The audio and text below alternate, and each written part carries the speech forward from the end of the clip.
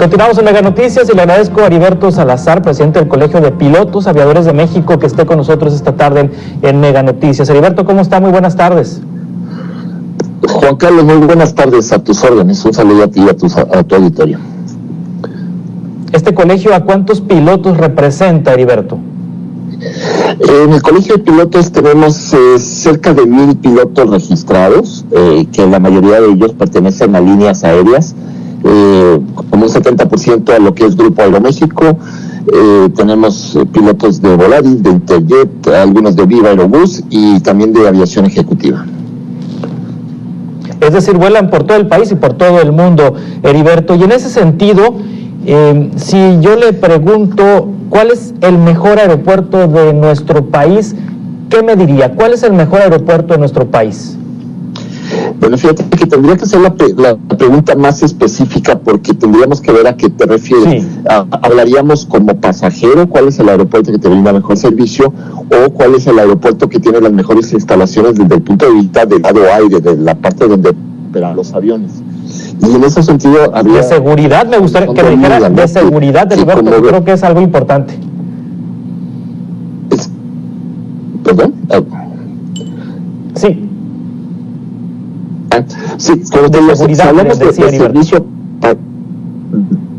es que como me escucho con eco, yo estoy en Santiago de Chile, una disculpa por eso, pero si nos referimos a la atención a pasajero, pues varía mucho, porque si hablamos del aeropuerto de México, hay mucha diferencia entre la Terminal 1 y la Terminal 2. El aeropuerto de Cancún se ha expandido de una manera muy agresiva para recibir bien a su pasaje y que esté cómodo en sus instalaciones. Ahora, si hablamos de la parte aeronáutica, ahí los aeropuertos de México, en todos prácticamente, lo único que no es Toluca, sus tipos de facilidad es limitada en caso de mal tiempo, ya que aunque no hay muy mal tiempo, si hablamos en Cancún o en Hermosillo, que lo general es muy raro que haya nieblas o algo que pudiera impedir el aterrizaje, tenemos pocos aeropuertos con aproximaciones de aterrizaje por instrumentos automáticos, lo que se conoce el ILS. Solamente tenemos alrededor de 25 en toda la República, cuando el país tiene 65 aeropuertos internacionales. Como seguramente han escuchado, muchas veces hay demoras muy fuertes en aeropuertos como Guadalajara o México, porque en invierno hay nieblas y eso nos impide aterrizar porque no hay infraestructura necesaria en el aeropuerto para aterrizar. Entonces, por eso te diría que hay dos puntos hacia donde lo vemos, ¿no? Desde el lado operacional o desde el lado pasajero. Sí, me dice que en 25 de 65 aeropuertos se puede aterrizar con el piloto automático. ¿Es correcto el dato?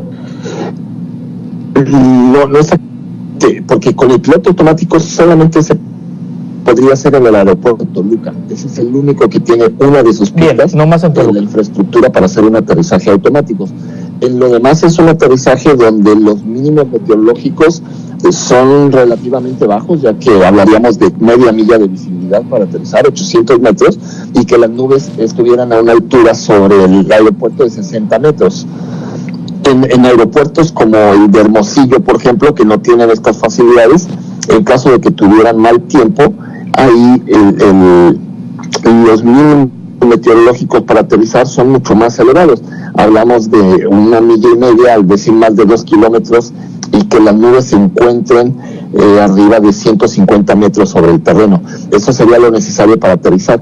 En el caso de lo que hablamos, que es el ILS de categoría 2 o 3, en el caso del aterrizaje con el piloto automático, pues prácticamente la visibilidad sería cero. Bueno, nos referimos a 100 metros que necesitamos de visibilidad para aterrizar, y no importa que la niebla esté hasta el piso, con que veamos las luces al aterrizar el avión se puede desempeñar correctamente, y tiene que haber una infraestructura tanto de este instrumento en tierra que guía el avión a la pista, como una vez aterrizando unas luces de guía sobre las calles de rodaje para que nos lleven a las plataformas y viceversa, ¿no?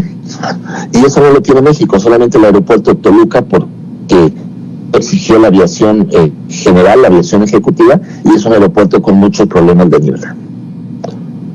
Sí, es decir que hay aeropuertos que son mucho más fáciles para aterrizar que otros por su situación climatológica. En ese sentido, ¿cuál es el aeropuerto del país más difícil para aterrizar? Oye, fíjate que bueno, yo te diría que de estos 65 aeropuertos, como todos tienen que estar hechos siguiendo las recomendaciones de la Organización de Aviación Civil, pues los aeropuertos básicamente cumplen con todo. De hecho, en ese sentido México le ha ido bien en sus auditorías en la parte de la infraestructura aeroportuaria. Entonces yo no te diría que para aviones comerciales hay un aeropuerto que sea específicamente o muy especial difícil. Si hablamos donde luego vuela la aviación ejecutiva, que algún tiempo yo estuve volando en el norte, como ir a aeropuertos como Nogales, que son aeropuertos donde esa pista no cumpliría con los requerimientos de la OASI en cuanto a su pendiente. Es una pista que tiene un ascendente muy pronunciada. Tenemos aeropuertos un poco difíciles como el de Uruapan, probablemente porque uno tiene que circular mucho para aterrizar cuando hay mal tiempo. Esto lo hace un poquito más, pues tener mucho más exactitud en una maniobra visual que no es una maniobra exacta, ¿no?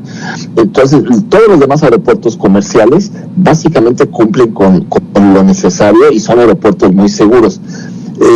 Aeropuertos como el de la Ciudad de México, por la elevación, siempre tiene su grado de dificultad, porque la elevación hace que aterricemos a una velocidad un poco más elevada, y luego en estas temporadas que para la Ciudad de México 30 grados es mucho. Yo sé que ustedes con 30 grados se están poniendo la chamarra, pero en México 30 grados nos afecta mucho para la operación tanto de despegue y la de aterrizaje como la de despegue.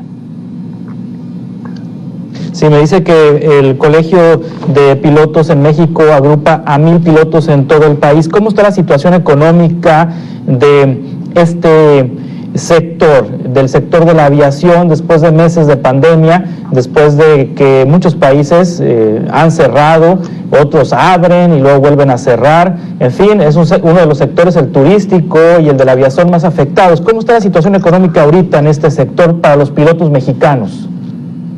Bueno, pues muy golpeada, porque en todas las líneas el salario lo redujeron drásticamente, no nada más en México, esto fue a nivel mundial. Y sí, la parte de los pilotos nos hemos visto afectados muy fuertes, en ocasiones con reducción de salario, ahorita que ya quedó por los siguientes 4 años, hasta de un 35-40% menos probablemente durante este tiempo. En otras líneas que su salario era más bajo, se vieron en porcentaje menos afectados, ¿verdad? Porque había menos de dónde quitarles, pero de alguna manera todos nos pidieron una ayuda y cooperar para sacar a las líneas aéreas adelante. Y si sabemos, bueno, hay una de las líneas que era fuerte en México, como Interjet, que pues aparentemente no está sobreviviendo. Aeromar también lo está pasando muy mal. Aeroméxico parece que ahí va. Volaris ha hecho muy buen trabajo en lo que es su pasaje nacional, igual que Viva Aerobús. Entonces el pasaje a nivel nacional se ha recuperado de una manera importante, pero la parte internacional sigue muy por abajo de lo que teníamos hace 1 año y medio, ¿no? Heriberto Salazar, presidente del Colegio de Pilotos Aviadores de México, le agradezco mucho que nos haya tomado esta llamada. Juan Carlos, un placer, un saludo.